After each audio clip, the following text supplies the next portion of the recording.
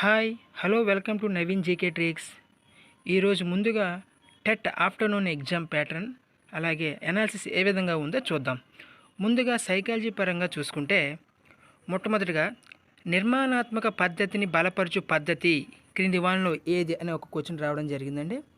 Next అదేవిధంగా మనకి statistics సంబంధించిన ఒక క్వశ్చన్ ఏంటంటే వర్గీకృత దత్తాంశపు అంక మధ్యమ సూత్రము మనకు ఉంటుంది కదండి. X bar is equal to sigma x by n అనే టాపిక్ మీద ఒక క్వశ్చన్ అడగడం జరిగింది. నెక్స్ట్ అదేవిధంగా రక్షక తంత్రం, మనకి రక్షక తంత్రాలు కొన్ని నేర్చుకోవాలి, గ్యారంటీకి వెళ్ళాలండి. ఎందుకంటే దానికి సంబంధించి మనకు అడుగుతున్నాడు ఒక క్వశ్చన్ మస్ట్ అండ్ షుడ్. ప్రతివర్తనం అనే టాపిక్ మీద ఒక క్వశ్చన్ అడగడం జరిగింది. నెక్స్ట్ అలాగే ప్రేరణ రకాలు, మనకి ప్రేరణ రకాలు ఉంటాయి కదండి. బహిర్గత ప్రేరణ, అంతర్గత ప్రేరణ, సాధన ప్రేరణ అనే ఆ టాపిక్ కూడా ఒక క్వశ్చన్ రావడం జరిగింది. నెక్స్ట్ అదేవిధంగా బండూర అభ్యసన సిద్ధాంతం గురించి ఒక క్వశ్చన్ వచ్చింది మనకి. నెక్స్ట్ అదేవిధంగా చూసుకుంటే కోల్బర్గ్, మనకి సెకండ్ దశ ఉంటుంది చూసుకోండి, సహజ సంతోష అనుసరణ, మనకి చాలా ఇంపార్టెంట్ అండి. దశలు మాత్రం తప్పనిసరిగా అందులో గ్యారంటీగా ప్రతి షిఫ్ట్లో కూడా ఒక క్వశ్చన్ అడగడం జరుగుతుంది. నెక్స్ట్ అదేవిధంగా పియుజే సిద్ధాంతం సంబంధించి ఒక క్వశ్చన్ అడగడం జరిగింది. అదేంటంటే ఏకమితి, పదిలపరుచుకునే భావన, ఇలాంటివి ఉంటాయి కదండి మనకి ఆ టాపిక్స్లో, వాటికి సంబంధించి నేర్చుకోవాలండి. తప్పనిసరిగా పీఈజే గురించి నేర్చుకోవాలండి, ఎందుకంటే సైకాలజీ పరంగా ఒక క్వశ్చన్ వచ్చిందండి. నెక్స్ట్ అలాగే మెథడాలజీలో కూడా పీఈజేకి సంబంధించిన ఒక క్వశ్చన్ అనేది రావడం జరిగింది. నెక్స్ట్ అండి నేషనల్ ఎడ్యుకేషన్ పాలసీ 2020 అండి. ఇది ప్రతి మనకి 1, 2 ఏవైతే ఉంటాయో మార్నింగ్ షిఫ్ట్, ఆఫ్టర్నూన్ షిఫ్ట్లో గ్యారంటీగా ఈ టాపిక్ మీద గురించి అడుగుతున్నాడండి. అది ఎన్ఈపీ అనే కాదు, ఆర్టీఈ యాక్ట్ అని గురించి కూడా అడుగుతూ ఉన్నాడు. సో తప్పనిసరిగా ఈ రెండింటి గురించి మనం తెలుసుకొని వెళ్ళాలి. కానీ మరి ఈ రెండు టాపిక్లో చాలా డెప్త్గా ఏమి వెళ్ళట్లేదు. ఈ రెండు టాపిక్ నుంచి మినిమం చిన్న చిన్న పై ఉండే క్వశ్చన్సే అడుగుతున్నాడు. నెక్స్ట్ పొదుపు గణన సూత్రము, పొదుపు గణన సూత్రంకి సంబంధించి ఒక క్వశ్చన్ అడగడం జరిగిందండి. నెక్స్ట్ మనకి మాస్లో అవసరాల సిద్ధాంతం అనే టాపిక్ గురించి కూడా ఒక క్వశ్చన్ రావడం జరిగింది. ఇది తప్పనిసరిగా మీరు చూసుకొని వెళ్ళాలి. అలాగే మనకి ఎరిక్సన్ ఇవన్నీ ఉంటాయి కదండి, ఆ సిద్ధాంతాలు కూడా చూసుకోవాలి ఒకసారి. నెక్స్ట్ గిజుబాయ్ బడేక అనే రచించింది ఎవరు అనే ఒక క్వశ్చన్ అడగడం జరిగింది. నెక్స్ట్ అలాగే వయోజన దశ మధ్యస్థ సంక్షోభం అన్నది ఎవరు అనే టాపిక్ మీద కూడా క్వశ్చన్ రావడం జరిగింది. నెక్స్ట్ ఫుల్ ఫామ్స్ సంబంధించి జడ్పీడి అండ్ దీక్ష ఫుల్ ఫామ్స్ అడిగాడండి, తప్పనిసరిగా నేర్చుకోవాలండి మీరు. నెక్స్ట్ అలాగే డిఏటి సహజ సామర్థ్య పరీక్ష, ఈ పరీక్షకు సంబంధించి మనకి క్రింది వాళ్ళలో కానిది ఏది, అయినది ఏది, సరైనది ఏది. ఎగ్జామ్స్లో కొత్తగా ప్యాటర్న్ చేంజ్ చేశాడండి. ఏంటంటే మనకి మ్యాచింగ్ ఇచ్చేసి జతపరచమని చెప్తున్నాడు. నెక్స్ట్ అదేవిధంగా ఒక టాపిక్ గురించి మనకి పూర్తిగా డెప్త్గా కొంత తెలుసుకోవాలండి నాలెడ్జ్. అలా అయితేనే మనం అప్లికేషన్ బిట్ అని అప్లై చేయగలం.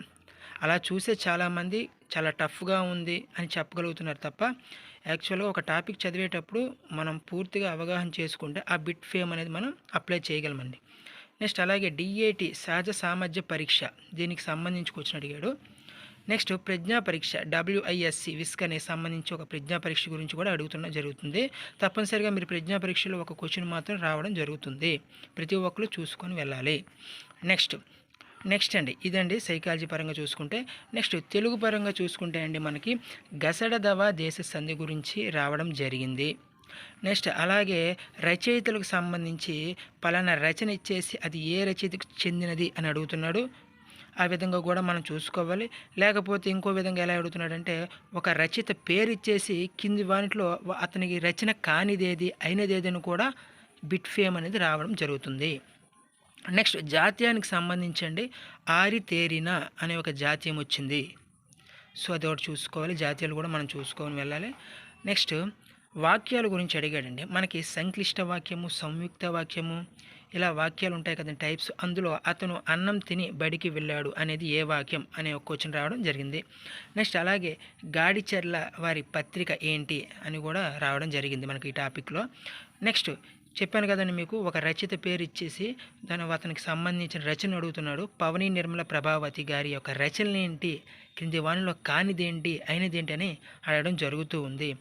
మనకి బిట్ ఫేమ్స్ అనేవి ముందుటెట్లా కాదండి, సరైనది సరికానిది అలాగే మ్యాచింగ్ టాపిక్ వైజ్గా అడుగుతున్నాడు. జాగ్రత్తగా మనం అప్లికేషన్లో చూసుకొని జాగ్రత్తగా బిట్ అనేది అప్లై చేయాలి.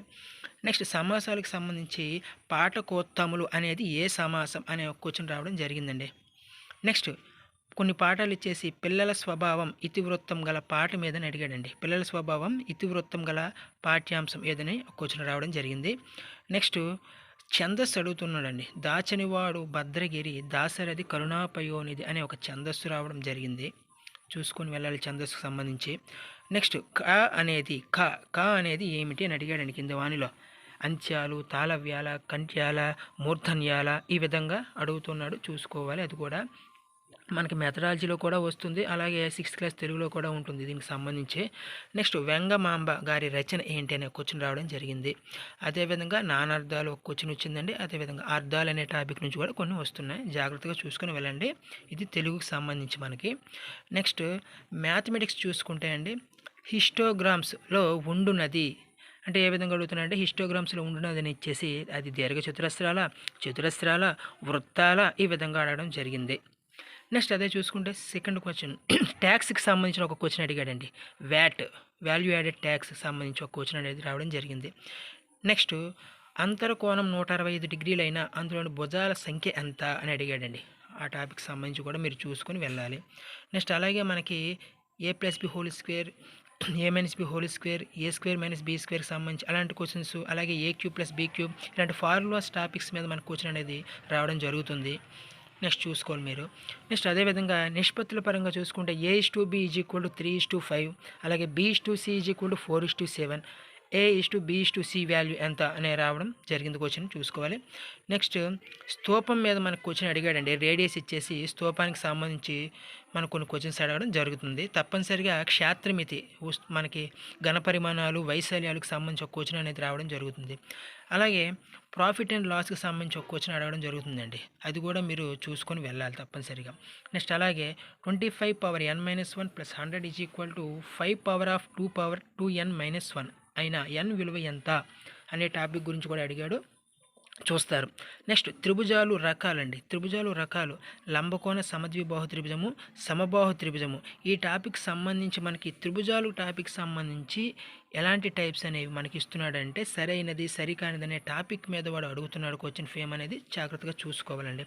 లాస్ట్ 6412 6412 ఖచ్చిత వర్గం కావాలంటే కలపవలసిన సంఖ్య ఏమిటి అని అడుగుతున్నాడండి. అది ఒకటి చూసుకోవాలి ఆ టాపిక్ మీద కూడా.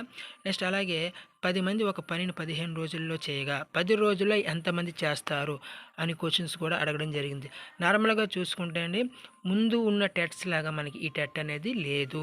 మ్యాక్సిమం ఇదేంటంటే మనకి నూతనంగా కాకుండా పాత వాళ్ళు ఎవరైతే రాశారో వాళ్ళకి స్కోర్ పెరగాలంటే కొంచెం కష్టమే. మినిమం ఇది 120 మార్క్స్ వచ్చాయంటే ఈ పేపర్ గ్రేట్ అయిన అర్థం. యాక్చువల్గా చెప్పాలంటే ఈ పేపర్ చాలా ఈ విధంగానే ఉండాలి. మనకి డిఎస్సి పేపర్ కూడా ఈ విధంగానే మనకు ఉంటే పర్ఫెక్ట్గా కట్ ఆఫ్స్ తగ్గుతాయి. అదేవిధంగా చదివిన వ్యక్తికి కూడా న్యాయం జరుగుతుందని నేను భావిస్తాను. థ్యాంక్ యూ అండి.